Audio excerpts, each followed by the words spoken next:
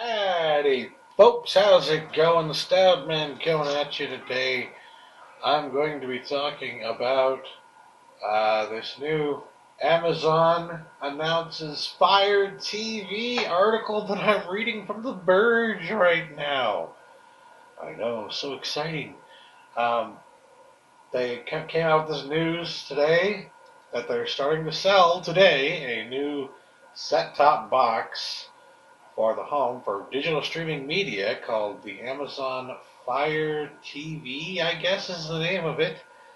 I'll go ahead and read the article and tell you my thoughts throughout.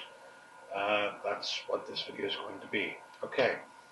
Apple and Roku have a new competitor in the living room. Amazon just announced its own video streaming device. Because, we don't have enough streaming devices in the home already. There are only a bunch of different fucking companies doing that already. My mom's room looks like a bunch of freaking boxes. Just a bunch of black or gray or whatever boxes stacked on top of each other. It's a goddamn mess. Stop it! Okay. We need... Amazon just announced a video streaming device, the $99 Amazon Fire TV. Guess what? Roku's actually cheaper if you want to get one of the older models, which are basically the same thing. Start shipping today. We need to invent and simplify on behalf of customers, said Amazon's Peter Larson. Ha, sir. Ha. Yeah, Amazon knows all about simplifying things. During the presentation, Larson went over 3 pain points of current devices: search, performance, and closed ecosystem.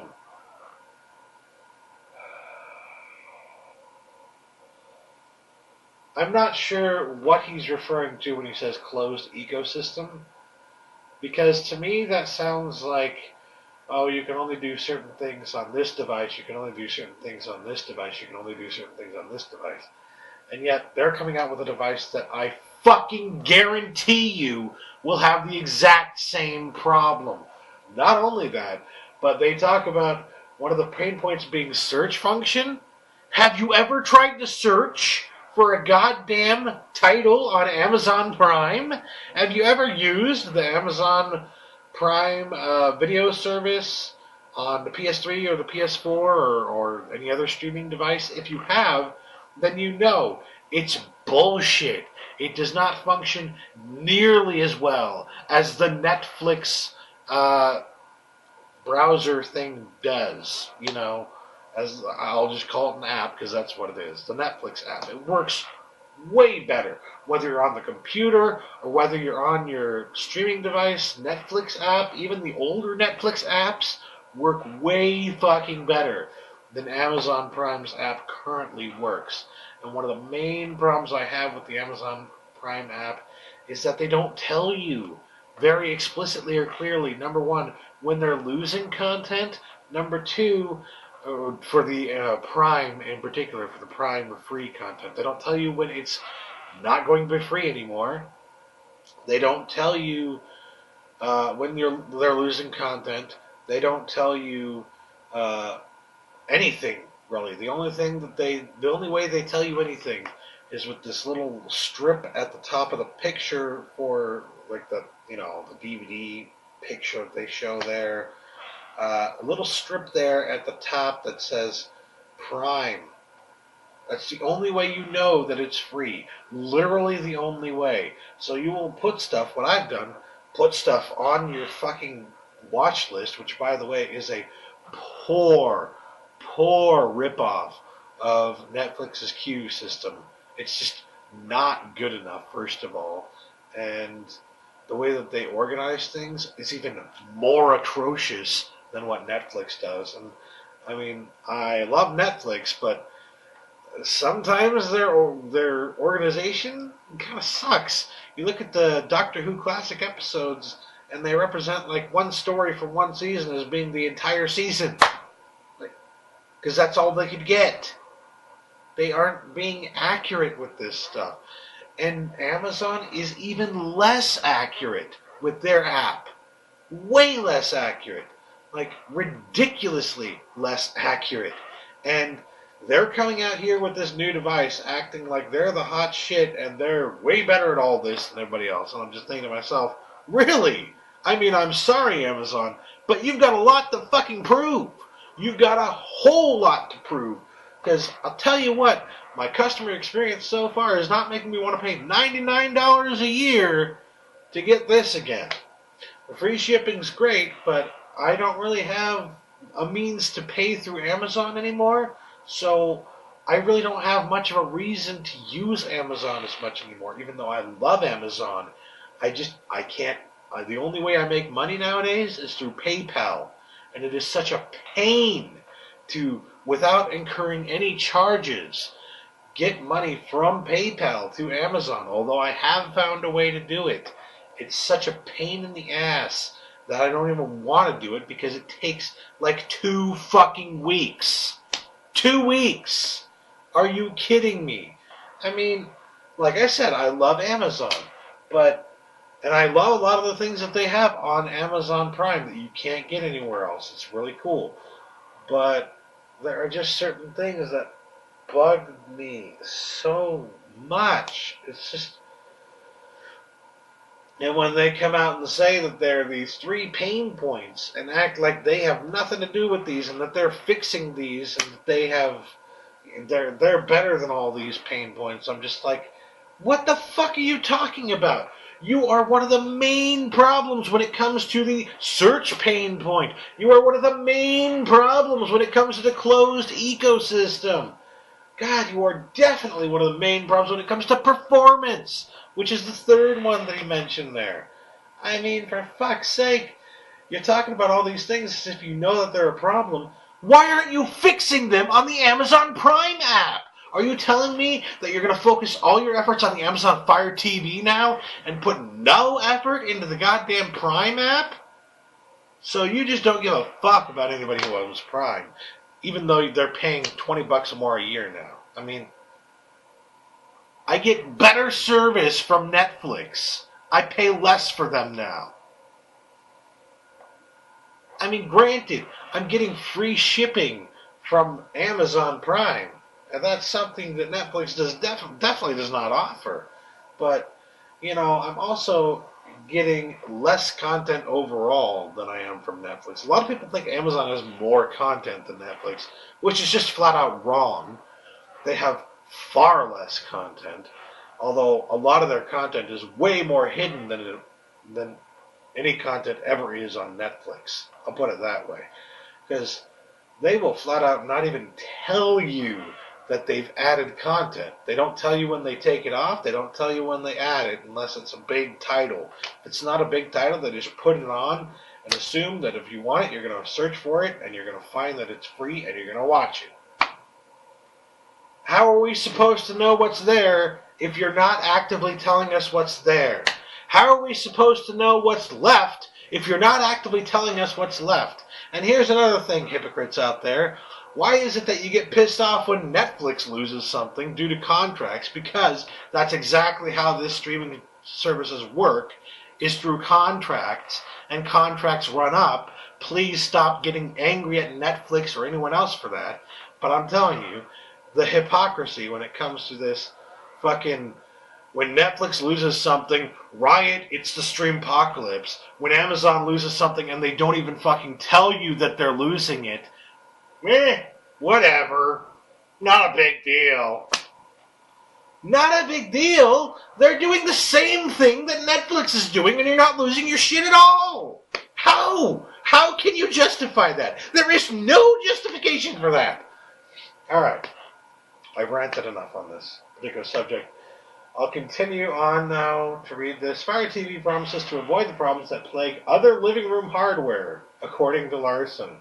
Again, avoid the problems that plague other living room hardware. You mean that plague your Amazon app? Your Amazon Prime app that I was just talking about and how shitty it is compared to Netflix? Really? Please, if you're going to update that for Amazon Fire TV, at least take the app design that you're going to use for that and just port it over to the Amazon Prime app. Please. Please, if it's any better, just fucking do it. Alright. In terms of performance, Fire TV features a quad-core processor and 2 gigs of RAM, which Larson said should eliminate any hint of lag. Now, quad-core processor, 2 gigs of RAM, very nice. Problem here, lag doesn't typically come from the system, it comes from the internet, because you're streaming it digitally over the internet. And guess what? Most internet service providers out there in the United States suck. Oh my goodness, do they suck. The average high speed that the users in the United States, internet users in the United States get is between 2 and 15 megabits per second. 15 is considered very high. Currently, I'm on a 50 megabit per second, and I am over the freaking moon about that. You have no idea. I'm very happy about that, because it's like I have no problem doing anything anymore. But that's just the thing. We should all be so lucky. We should all have no problem doing anything anymore, because all the bullshit they're making up about, bandwidth running out, blah, blah, blah. If you actually look into it, it's all smoke and mirrors. It's all bullshit. It's crap. The problem doesn't actually exist. They're making it up, trying to get somebody else to foot the bill for creating more backbones, when they have the money to create the backbones themselves. But instead of creating backbones, they're putting more money into creating they're putting more money into wireless and over-the-air internet, so like satellite and stuff like that. And you know why? Because that shit costs more for you. They know it costs more. So they're trying to switch us over to a version of internet that's not only slower and less accurate, but it costs more, so to make them more money. So they're trying to get us away from the ground lines, the landlines, and onto Wi-Fi and, satellite and all this, because they know they can charge us more for it. I mean, fucking really? They think they're going to get away with it too, and they're blaming everyone and Netflix and all these streaming services for being a huge problem and sucking up too much bandwidth, when that's not even a freaking problem if you really think about it. The problem is that there aren't enough backbones, and that they need to be spending the $40 billion that they're trying to spend on fucking Time Warner, instead of spending it on buying up another company. Here's an idea. Create 20 or 30 fucking backbones, which you could most definitely do with that amount of money. Are you kidding me? That would change everything. Everything. Not only would it change everything, but it would make Comcast the biggest fucking internet company in America if overnight they just decided we're going to make 30 new backbones. And we're going to be in control of them. Are you kidding me? They would have so much goddamn power. Oh my god. I mean, it's ridiculous. It really is. Because the problem here is really non-existent, and they could fix it themselves if they wanted to, but they don't want to. I think what they're really holding out for is for government assistance to do it for them, so that the government will come in and say, listen, we need to get better internet. Everyone else in the world has better internet. Why don't we have better internet?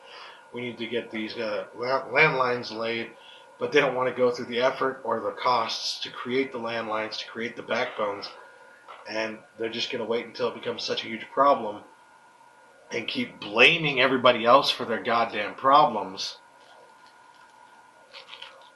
even though they pay 8 cents per gigabit of internet of bandwidth that they use, and they charge us between $1 and $2 per gigabit of bandwidth that we use. They're making shitloads of money. Shitloads. Tons of money that they could be using for these purposes, but they're not using them for those purposes. Instead, they're blaming everyone else and creating a false panic. And I think the reason they're creating this false panic is not just so that they can control other people, other companies in the in the spectrum here, but also so that they can try and convince the government to do what they should be doing, using taxpayer dollars to handle all of this problem, to create more backbones, to create more landlines, and take care of the problem for them. Which is bullshit, obviously. But I mean, it seems to me like what they're trying to do. Anyway, continuing on, again, the lag usually doesn't come from the device. Amazon claims it's 3 times faster than the latest set-top boxes from Roku and Apple. Great! Doesn't matter how fast you are if the person's internet is shit. Amazon is also looking to avoid complaints of a closed ecosystem by bringing in numerous partners. It's got a ton of content, said Larson. So does the Roku. The Roku has over 1,000 fucking channels. And granted, it doesn't have everything you can get elsewhere, but it's got a lot of stuff. Some stuff that you literally can't get elsewhere unless you're planning to use cable. So if you're like everyone else out there, a lot of people out there trying to cut the cord, then the Roku is the one you want to get, because the Roku has thousands of fucking channels, thousands of options, a lot of them free. So they're talking about this closed ecosystem as if it's a problem, and I'm thinking, you know, the ecosystem isn't nearly as closed as you're making it out to be. So I'm having issues with my ear.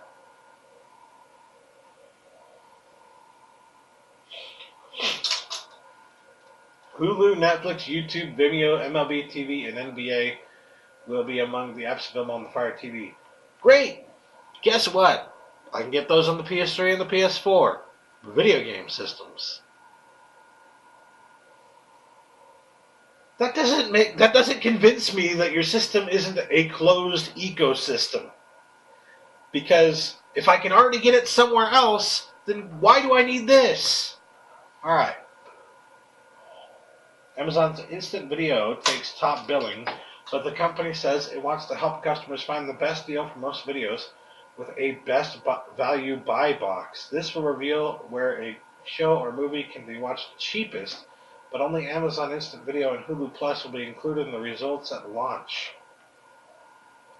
So, you can get it cheaper on Hulu, or you can get it cheaper on Amazon. Those are your two choices. Look at this open ecosystem. Are you fucking kidding me? Wow. The balls, sir. The balls. The brass cojones. Amazon is also packing in some extras that take advantage of its other online services. A Photos app will display all the mobile shots you've backed up with an Amazon Cloud Drive on your TV, and the same X-ray features that automatically provide cast details when watching videos on Amazon's Fire tablets are making their way to Fire TV. As for how you actually organize and watch content, you can add stuff to a watch list or just start playing it instantly, which is exactly what you can do now. So apparently they've changed nothing. Amazon has also built in a feature it calls ASAP, which predicts which movies and TV episodes you'll want to watch and prepares them for playback before you even hit play. That sounds like, number one, it could get annoying, and number two, it sounds a lot like the Max thing that Netflix has. So, kind of like how Simpsons said it's like, Netflix did it. The Fire TV remote looks relatively small and compact, though it manages to pack a number of buttons. Amazon has also built in comprehensive parental controls, letting parents whitelist certain content that's displayed in a custom menu interface designed for young viewers. Voice search that actually works is also included. So there's voice search, not that I care about that. There is no shouting across the room at your TV, which is irritating, Larson said. That was one of many insults he directed at the competition, Xbox One probably. Larson was particularly aggressive when referring to Microsoft and Xbox Live, saying that users have to pay twice with 2 subscriptions to access content like Netflix. Wait a minute, are you saying that if you buy the Amazon Fire TV, you don't also have to buy Amazon Prime or Hulu? You're saying you get those for free when you buy Amazon Fire TV? No, you're not. You're just full of shit again. Ha ha! You're just full of shit again. This guy is completely full of shit. Oh my God, is he full of shit? Alright.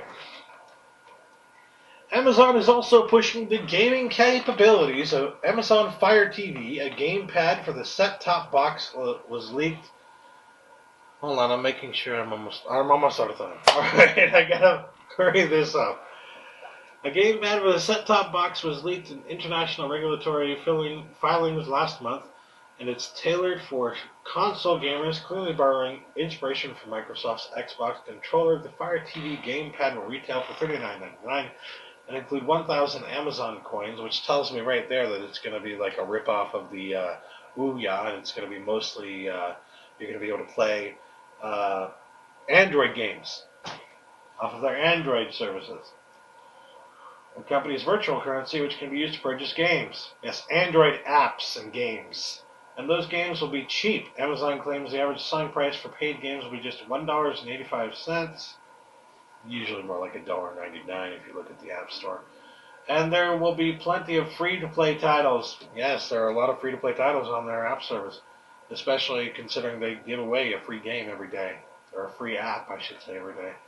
Obviously, these games are no match for dedicated consoles, but they could appeal to casual users that normally only play games on a smartphone screen. Well, yeah, because they're all games designed for your smartphone screen.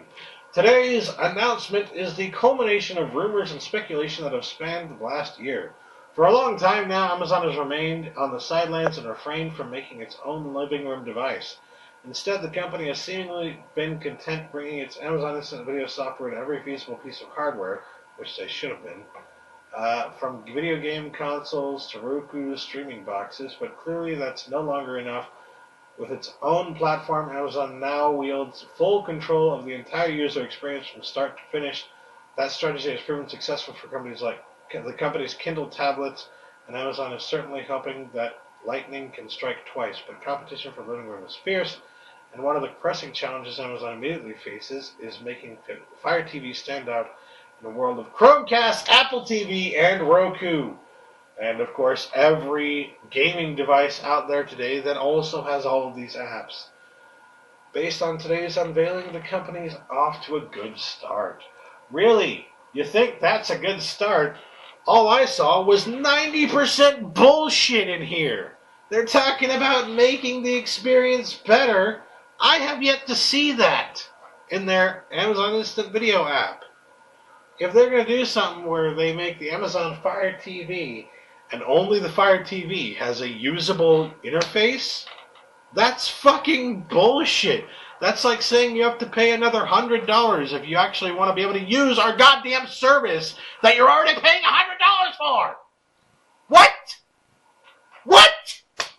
And you come out and say, oh, but you won't have to pay more for all these other things like you do with other services.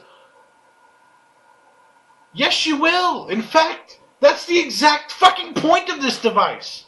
All smoke and mirrors. This whole fucking thing is entirely smoke and mirrors. Like they're acting like they have it right. And they definitely do not have it right. They have never had it right on their fucking Amazon Instant Video app that they have on the PS3 and the PS4 and other devices. They suck on every single goddamn device. It's completely, almost impossible to use. It's possible to use. It's just not user intuitive, you know. And this is just bullshit. This Fire TV, my review. Don't fucking buy it. It's a piece of shit. It's worthless. It's a pointless. Just don't do it. Just they're smoke and mirrors, man. It's smoke and mirrors. Don't do it.